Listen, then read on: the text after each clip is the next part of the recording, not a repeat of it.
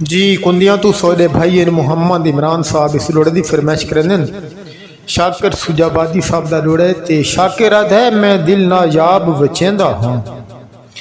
मैं दिल ना याब विचेंदा हाँ होवे कोई गर्जों तां गाहल करे बई शर्त शरायत भी कोई काई नहीं बई शर्त शरायत भी कोई काई नहीं बस सौदा हिक रू नाल करे होसी ओ मालिक जेड़ा घिन वैसी होसी ओ मालिक जेड़ा घिन वैसी भावें सांभे या पामाल करे हिक शाकिर ओ ना लंघ आवे हिक शाकिर ओ ना लंघ आवे जेड़ा दूधे को भईवाल करे